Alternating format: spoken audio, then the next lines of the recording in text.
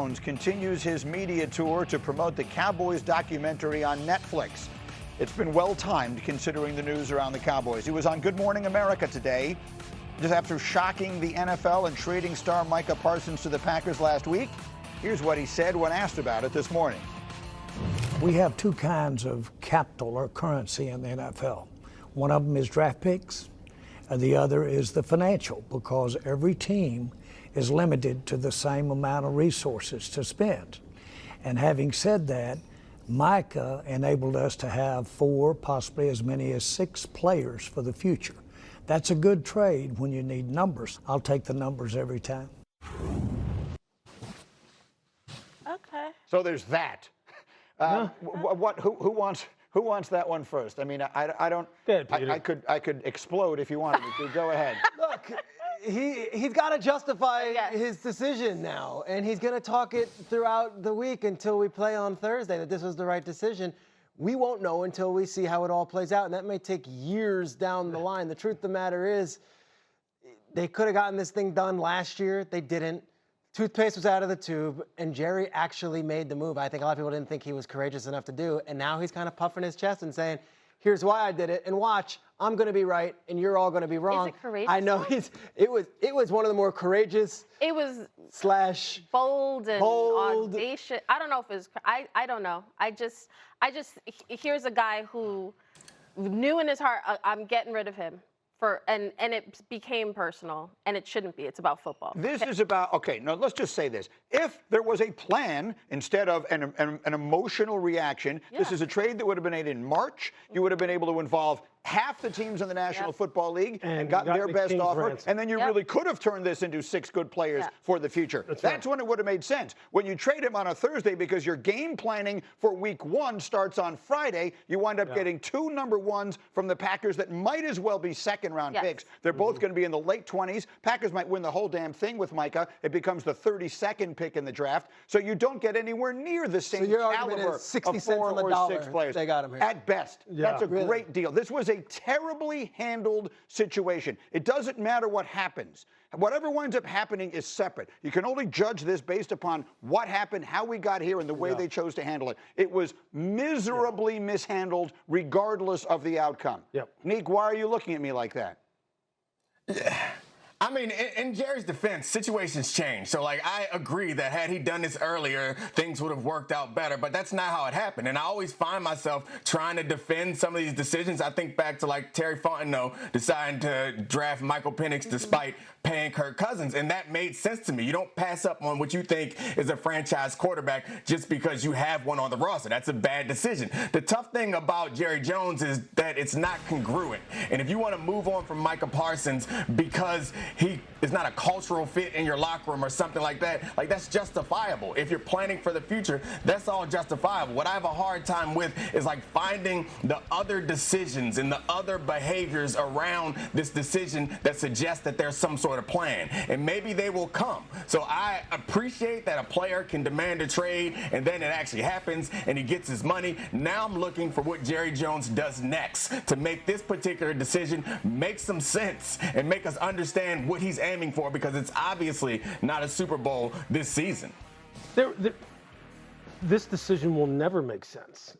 No matter, look, the only way you can justify it, you may be able to justify it in the end if they wind up getting 2 future Pro Bowlers and they wind up being catalysts to kind of spur this team on to become some kind of postseason, juggernaut. But as far as the process and the manner by which they made this decision, you can never justify it, because the fact of the matter is this. Micah wasn't a cultural problem. Jerry wanted to sign him. Supposedly they had a deal done. Jerry wanted him to be a Cowboy for life. Micah wanted to be a Cowboy for life. This became something about, no, you said we had a deal, now you're involving your agent. Whatever Jerry has as far as his issues with Micah's representation is a whole different story that maybe the truth hasn't even come out. I mean, this was not, you can never justify the manner in which they arrived at this. You just can't, because the fact is he wanted him to be there. This became something that really transcends the whole business of football. This became strictly personal. How dare you balk on a deal that you and I talked about when we were supposed to be having a conversation about leadership initially anyway? How dare you not go against my wishes? I'm the owner of the Dallas Cowboys.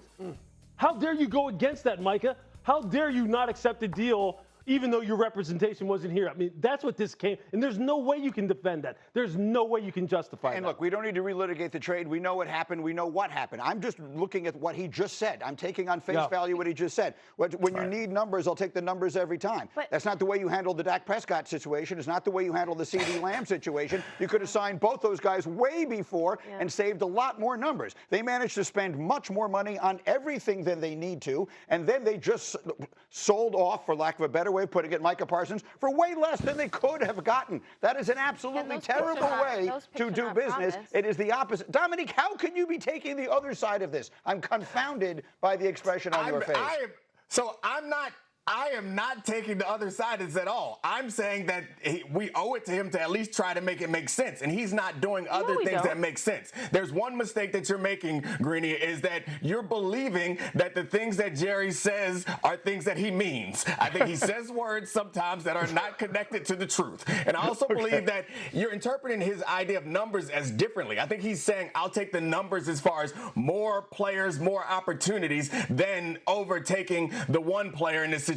Right. The problem is, in which football, is why you don't there's pay a your cap on the quarterback salary, way more and there's than a cap on the roster size. Right. And the roster size means that if you can get one player that is worth 6 players, give me that guy instead of 6 players that equal up to the value of the one player. So I don't agree with Jerry Jones. I just think that it's worth trying to consider that there's some plan after this. There needs to be more steps that suggest that they have some goal for the future. Why are you doing Jerry's homework for him? Why do you feel that we owe it to Jerry to make sense of what Jerry is saying when you just said a lot of what Jerry says isn't actually rooted in the truth? Like, you have one proven player. We see the statistics with Micah Parsons. Give me all the quantity. Maybe I'll hit on a couple of them. You already hit on one. I don't understand. I don't understand. And we'll say this. We all look. Nick, go ahead. I don't believe that we owe it to Jerry. We owe it to ourselves, and we owe it to the audience to try to make this make some sort of sense. We can continue to say that Jerry is a buffoon, which we have been saying all damn summer. At this point, I'm trying to figure out if there's some change in plans for Jerry Jones, if the next decision that he makes suggests that there's a change of course. The major problem with this decision, not only that you're giving up a future Hall of Famer, is that it doesn't make sense for this season. It doesn't make sense for this team. When there are other decisions, if that makes some sort of sense, then I would say, all right, at least there's a plan. It's not something I believe in, but at least there's a plan. Albeit it was in March when the deal was done. But the Kansas City Chiefs had just won a Super Bowl, and they had Tyreek Hill, the most explosive player in all of football, and they traded him for a couple draft picks, and those draft picks became Trent McDuffie and George Karlaftis, and they used that trade to start rebuilding the team and getting younger on cheaper contracts, and they went on to win 2 more Super Bowls. Jerry Jones ain't Brett Veach. I know that. However, we can't act like this is unprecedented trading a player in the NFL. and even in that situation, they wanted to re-sign Tyreek.